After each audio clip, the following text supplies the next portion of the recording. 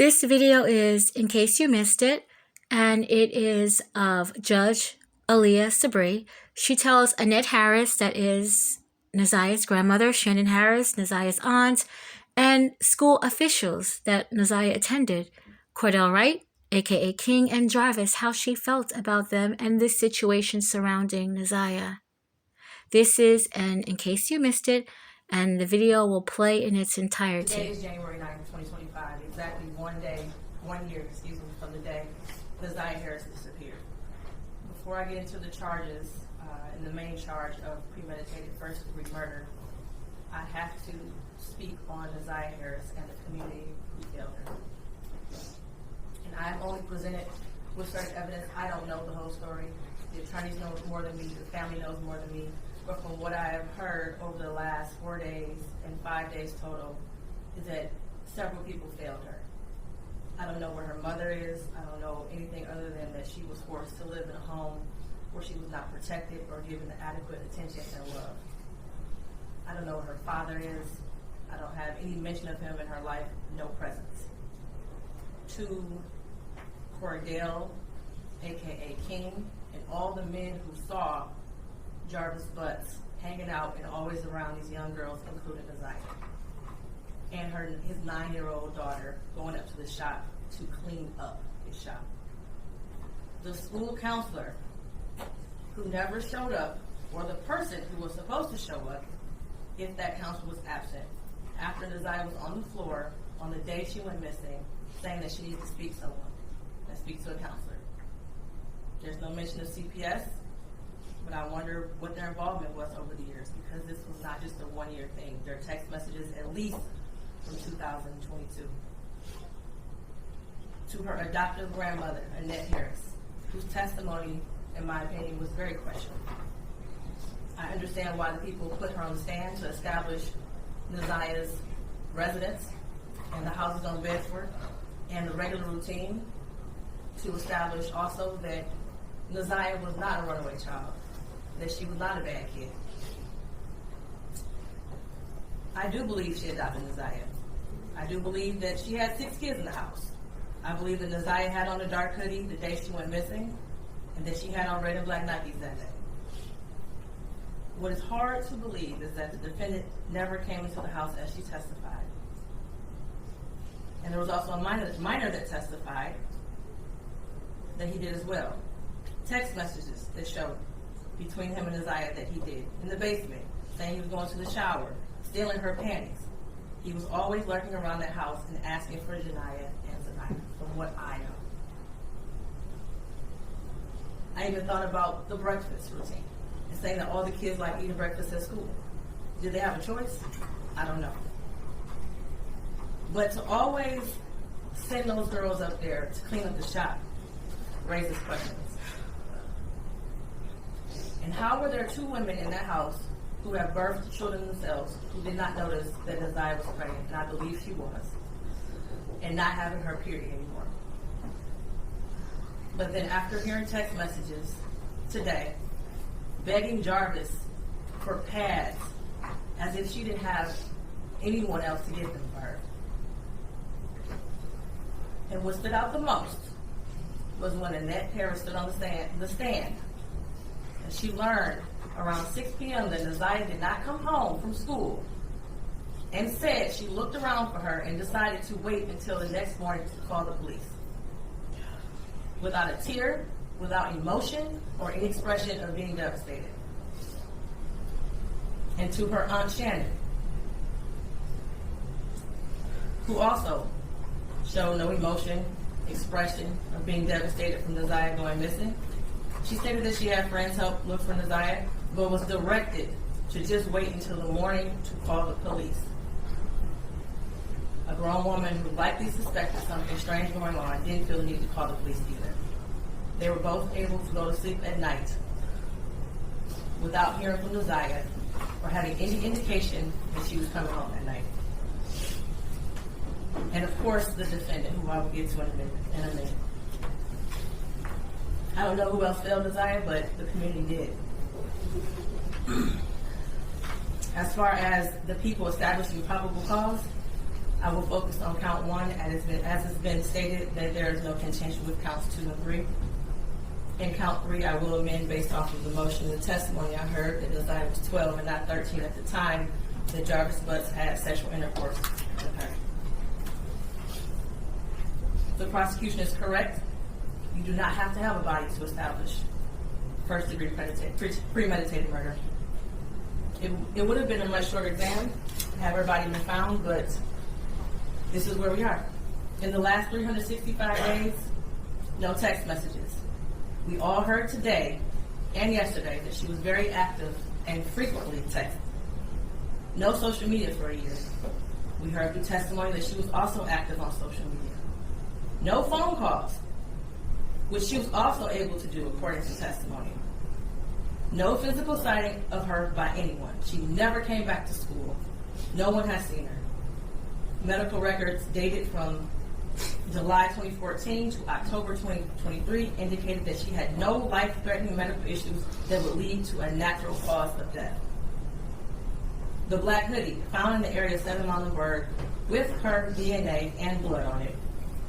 The holes in the hoodie consistent with some sort of struggle, violence, or weapon being used. And we know that there were no holes in that hoodie when she wore it to school.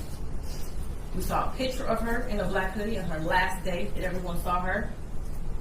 I do believe her grandma testified truthfully about the sweatshirt that she had on and that it was practically new. And the border agent who said that no evidence of animals would have destroyed the clothing or the shoes to possibly lead to animals tearing up that hoodie. The clear glasses found in the blue Nissan the day after she went missing. The behavior of the defendant when he snatched those glasses. They looked exactly like the glasses she had on in her last picture, according to the witness.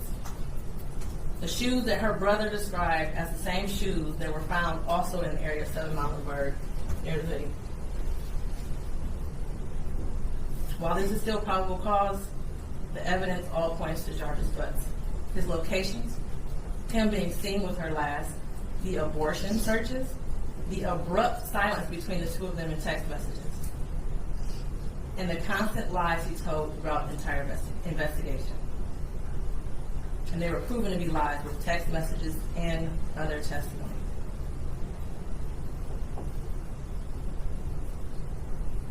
We may never know what happened, but from what I heard today and over the last 4 or 5 days, it appears he intended to perform what he thought was a do-it-yourself abortion on Za'Niya, then went south, and instead of seeking medical attention for her, he intentionally killed her and tried his best to cover it up.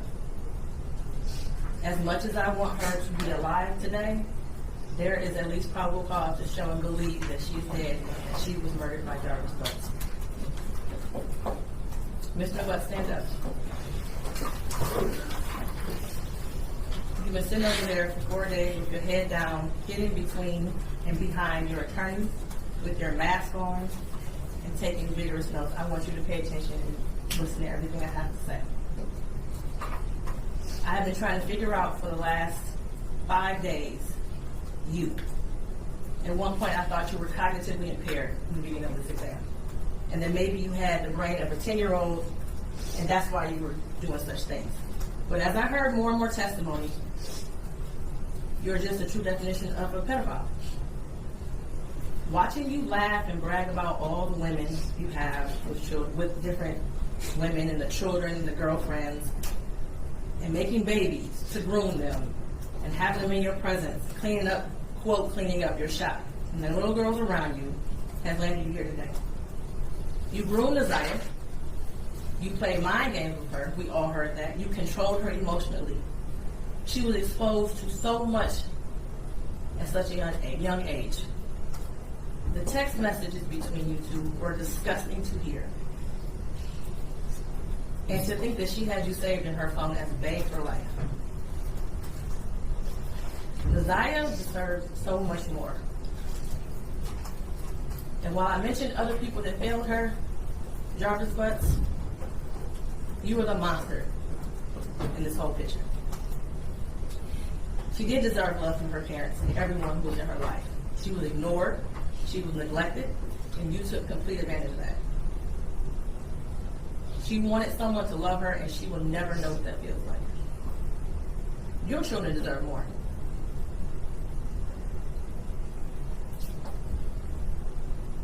As much as defense counsel has raised issues on count one, all that has done is raise the question of fact for the trier of fact, which means that this will be for a jury or a judge to hear in Third Circuit. I pray for the healing of all the victims and the young girls and possibly boys who have come into contact with you. As a community, we should look at this case as a prime example of how much work we have to do when it comes to protecting our children and especially our Black girls. I pray for closure and healing for all those who have been traumatized by you. And for you, Jarvis Butts, I wish you a speedy trial and that justice be delivered. Your bind over date is January 16th at 9:05 a.m. Anything else for the record? No, for the people, Judge. Thank you. After the fact.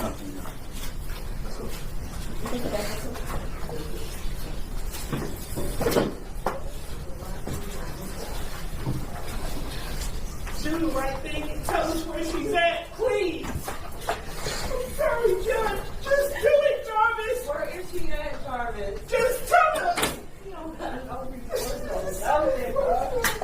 Judge, I'm sorry. I'm not trying to disrespect your court. You all can turn off the cameras, please. So I'll repeat myself. In my past videos that I did concerning this case, 11 months ago, there wasn't anybody talking about this. Probably people in Detroit, most definitely, but there was really nobody on social media talking about this. I did a video about this 11 months ago, and it got a few views, not many, a handful of views, and it was just basically a Black girl that got off a bus and she went missing. That was it. And the case stuck with me. Like I said in my other videos, it really stuck with me. And when I found out everything else, I'm like, damn. And I mean, we all know why this case right now is as big as it is. I believe it got big because of its salaciousness. That's exactly what it is. I mean, rumor after rumor, every day there's another rumor concerning these people, Za'Niya, Jarvis. Every day it's another rumor. It is. I've heard so many. Jarvis got, R-worded in jail. Okay. He's gotten beaten up in jail when they issue out food. Let's see. Oh, Jarvis wanted to wait until Za'Niya had the baby girl, and then he's going to bring her out from hiding. Well, the baby girl should be at least 13, 14 months now. So where is Za'Niya, and where is this baby girl? Where is Za'Niya, and where is this baby girl, if that is true? She ran off with an older autistic boy. Well, where is he? And where is Za'Niya and the baby girl, if that is true? I mean, they should all still be together, right? I've seen people say that, Za'Niya was found in a ditch. Now, there was a body found in a ditch, but it was not Za'Niya. It was not. If and when Za'Niya's body is found, I promise you, not one YouTuber will only have that information. It's going to be on the news. It's going to be on the local news. Everyone is going to find out when her body is found. That's it. Jarvis's cellmate confessed. Yeah, he said Jarvis confessed. Jarvis confessed that he killed Za'Niya. Jarvis confessed that he killed Za'Niya. Okay. So if that's the case, then where is she? I mean, how many packs of noodles and, packs of coffee did he get for that information? Because where is she? If a cellmate confessed, where is she? Then there's another cellmate. I don't know if this is the same one or a different one, but another cellmate said that Shannon is the one that really killed Za'Niya. That's why she still puts money on his books, and because he's in jail. Well, he's not getting out. So if that's the case, again, where is Za'Niya. Everybody has their motives for saying stuff, maybe for views. That could be a possibility. I said I'm going to stick with the facts, and I have. I have. Yeah, I might mispronounce some shit, but I've stuck with basically what is going on in this story. I might add on, and let you know, well, this is what they're saying over here, but I don't add it in to the story as facts. Like, for instance, I always said, and for right now, I'm going to stand with what I say. I think that, Za'Niya passed when he tried to administer, a DIY AB. I do. I still do. And I think she tragically ended up passing and he, got rid of her. I honestly think that. And that's not I'm not saying, oh yeah, this is what happened. This is what I think. But we all are allowed to have thoughts, just as long as you're not, claiming these thoughts to be true. Everybody can have an opinion, right? And an opinion is like an ass, right? Everyone got one. But doesn't mean it is true, is what I'm trying to say. It just doesn't. It just really doesn't. Again, we will all find out. And despite all the gossip, one thing I can say again is at least her story's out there. At least most people do know who Za'Niya Harris is. And unfortunately, she's not the first girl, not just black. All kinds of races are going through this where older men are taking advantage of them. It's selective. We know now it's selective things that hit the news. It is. And the reason why this went so quickly on social media, I believe, is why, the big media had picked it up. Because the big media wasn't talking about this. They wasn't. Social media, there's a lot of power on social media. It really is. Whether it's true or false, it's a lot of power here on social media. So do you guys remember that game that we played in like 4th or 5th grade? It was in drama. It was in drama class. I remember our teacher lined us all up. It was maybe like 25 students, right? And our teacher said something like in the first student's ear. It would be something like, I like blueberry bagels with cream cheese. And we all had to whisper that until we got to the 25th student. And then they would ask the 25th student, what did I say? And they would say something like, I like cheeseburgers with a lot of ketchup, and a big milkshake. We're kids now. But the whole thing was changed. The only thing that was right is somebody was talking about food. But everything else had changed. We played that game. I don't know if you guys played something similar to it. But we asked, what was the point of this game? He basically said, this is how gossip is started. You say something to one thing and everybody else has changed what you said or added in things that you didn't say. And this is how gossip gets started. And that's when we learned about gossip. So, I mean, it's going to be a given. There's going to be people just gossiping about this story. Unfortunately, that is how it's going to be. But we won't find out, we won't get as close to the facts as we could until trial. And then after trial, people are going to still spin their narratives. And it is what it is. You just have to pretty much find, somewhere in between and be like, okay, this is exactly what happened. But what we do know is that Jarvis was creating a disgusting community of women that all knew about each other and they didn't care. This man, this mechanic, in his past, he would get into the bed with anybody. And the ones that could be impregnated, they would be so happy to have his baby. And again, no one cared. You hear how he talks to these women, and they just accepted it. He was all about in that little area. I mean, they was acting like Jarvis Butts was the only man in Detroit, Michigan. He was probably the only man in that little cut, and he populated a good many of it, but it's just ridiculous how they thought that he was something. And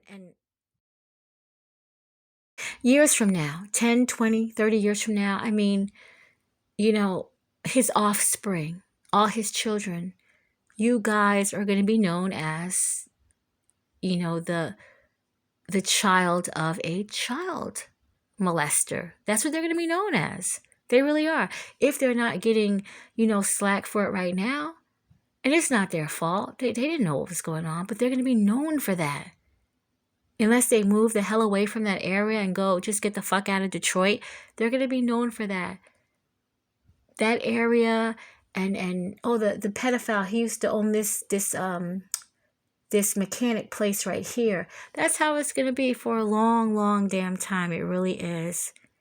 It's sad, but it really is. Not only is he a pedo, but he's also a murderer. He would end up murdering one of the young girls that he was with, you know, just terrible. And the children that were touched by their dad or not, I wonder, are the mothers of these kids, are they going to get them any kind of help? Because they need it. After all this is over with, they're going to need it. I mean, are they going to have the time to get their kids help? I mean, this is horrible. To know that your dad is a pedo and a murderer, horrible. I mean, it's going to seep out through these families. I just don't see how it wouldn't. I just really don't. It's terrible, but I don't. And again, unfortunately, I do believe that this little girl is deceased. And I think that they're going to find her. I do. I don't know when, but I have a feeling that they are. I don't know if I'm just hoping too hard, but I think so. I don't think she's just going to be gone forever. I think that they will recover her body if he tells them where she is. I do.